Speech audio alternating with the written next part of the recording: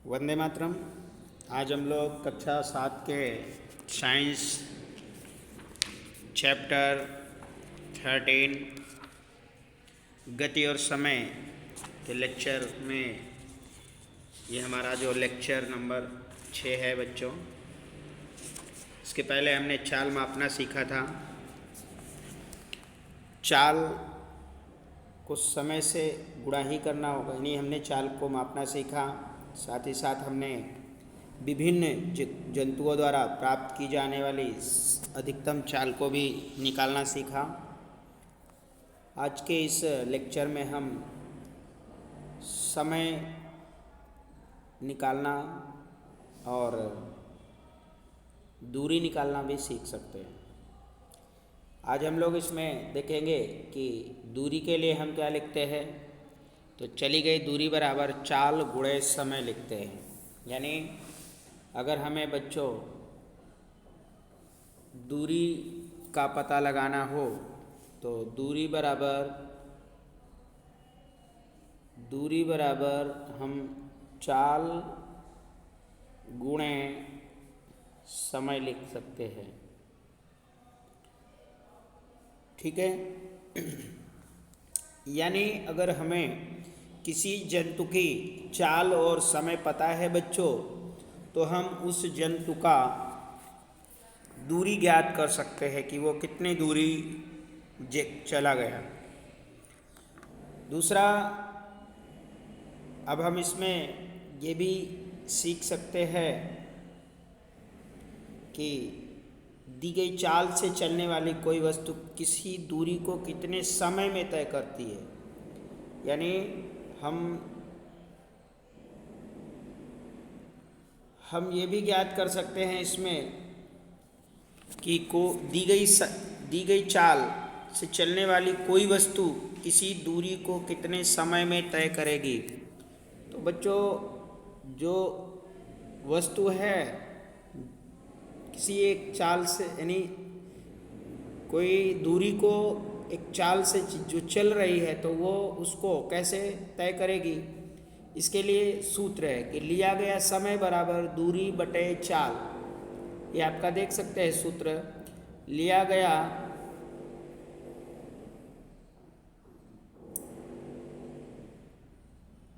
यहाँ पे ये जो है लिया गया समय बराबर, ठीक है, यहाँ पे ये आप देख सकते हैं कि लिया गया समय बराबर दूरी बटे चाल। ठीक है। अब हम यहाँ पे ये जो आपका देखिए ये है कि लिया गया समय बराबर दूरी बटे चाल। इसके आधार पे हम किसी भी जंतु द्वारा या किसी भी वाहन द्वारा जो चाल होता है, वो जो समय होता है, वो ज्ञात कर सकते हैं। ठीक है। यहाँ पे जो बूझो है, ये जो बूझो है उसको समझना है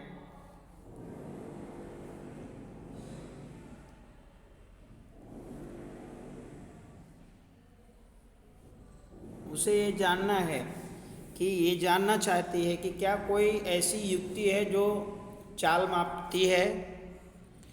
मतलब उसे ये पता करना है कि कोई ऐसी चीज़ें हैं क्या वो चाल मापती है। तो बच्चों, आप लोगों ने स्कूटर और मोटरसाइकिल पर एक मीटर लगा हुआ देखा है, जैसा ये चित्र में दिख रहा है।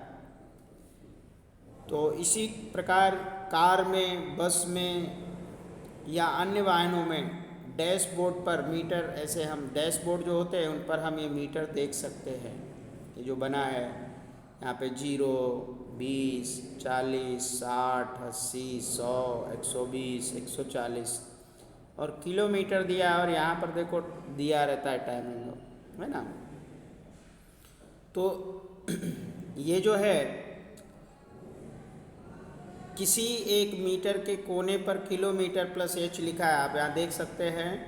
यहाँ पे ये मीटर है पूरा और यहाँ पे किलोमीटर, यानी यहाँ लिखा है किलोमीटर और ऐसे एच लिखा है। तो इसका मतलब होता है किलोमीटर ये प्रति है, मतलब बटे एच। इसका मतलब हुआ कि एक घंटे यानी किलोमीटर, एक घंटे में एक मतलब किलोमीटर की दूरी तय करना। आप समझ सकते हैं कि जो लंबी दूरियां होती हैं उसे किलोमीटर में ही मापते हैं। और ये जो है एच यानी कि घंटे को दर्शाता है, आवर्स को दर्शाता है। तो इसे चाल मापी कहते हैं बच्चों। तो ये चाल मापी है, ठीक है। और इसी को अंग्रेजी में चाल मापी को अंग्रेजी में जो है स्पीडोमीटर कहते हैं। इसी को अंग्रेजी में स्पीडोमीटर कहते हैं, यानी हिंदी में चाल मापी और अंग्रेजी में इसे स्पीडोमीटर के नाम से जाना जाता है। इससे सीधे ही किलोमीटर प्रति आवर्स में चाल ज्ञात हो जाती है। बच्चों दूसरा इसमें देखते हैं हम कि इसमें एक अन्य मीटर भी होता है जो वाहन द्वारा तय की गई दूरी मापता है।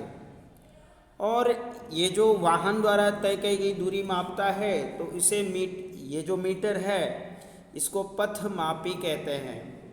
पथ मापी अंग्रेजी में ओडोमीटर के नाम से जाना जाता है। तो ये कहाँ पे होता है बच्चों? इसे आप यहाँ पे देख सकते हैं। ये जो किलोमीटर पर आवर्स दिखाया गया है, ठीक है, आप यहाँ पे ये जो है आप यहाँ से देख सकते हैं। यहाँ पे जो किलोमीटर पर आवर दिया है तो यही वाला जो है यहाँ पे बना हुआ है मीटर में।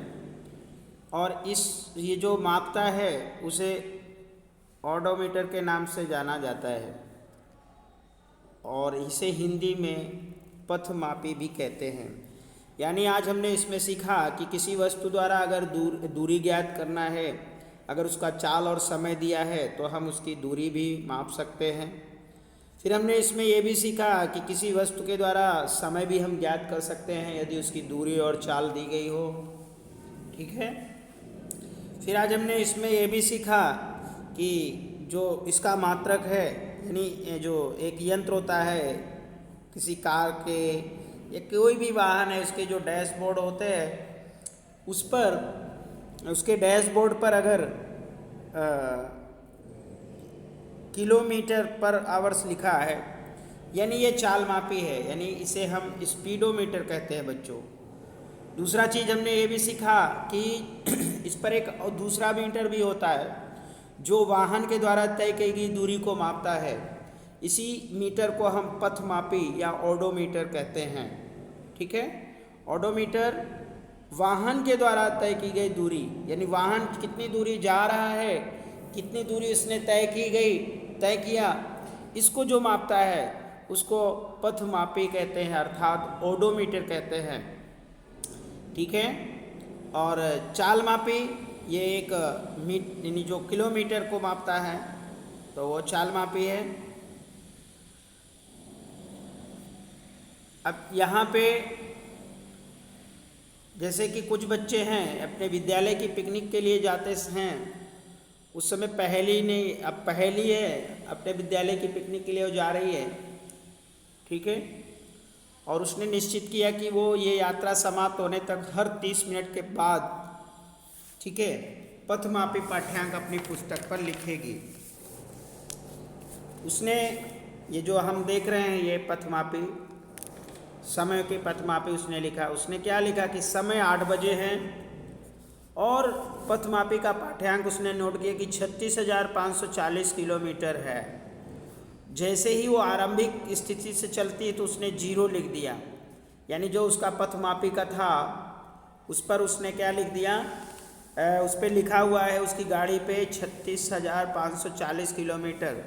अब जैसे ही वो आरंभिक स्थिति से चलना शुरू करती है, अब यहाँ देख सकते हैं कि समय है 8 बजे और उसने उसकी जो गाड़ी है उसके पथमापी पे जो लिखा है वो 36,540 है, और जैसे ही वो आरंभिक बिंदु से चलना शुरू करती तो उसने लिख दिया 0।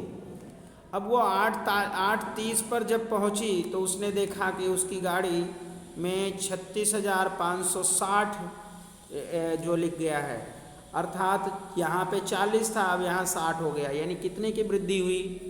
60 में 40 माइनस कर दो तो आपको कितना पता चलेगा? 20। यानी कि 20 किलोमीटर वो दूरी तय कर दिया। फिर उसने 9 बजे नोट किया कि 36,580, यानी अब उसकी गाड़ी 40 किलोमीटर 0 से 40 किलोमीटर आगे बढ़ चुकी है। अब उसने 9:30 पर फिर जब घड़ी देखा तो उसकी जो गाड़ी है वो 36,600 किलोमीटर चली। यानी अब उसकी गाड़ी जो है वो 60 किलोमीटर की दूरी तय कर चुकी है। अब जब सुबह 10 बजे उसने नोटिस किया तो उसने देखा कि उसकी गाड़ी जो है 36,620 किलोमीटर जा रही है। अब उसने देखा कि उसकी गाड़ी कितनी जो आरंभिक दूरी है, मतलब उसकी जो दूरी है टोटल, वो 80 किलोमीटर पर चली गई है बच्चों। ठीक है, यानी कि हमने ये देखा कि जो बूझो है उसने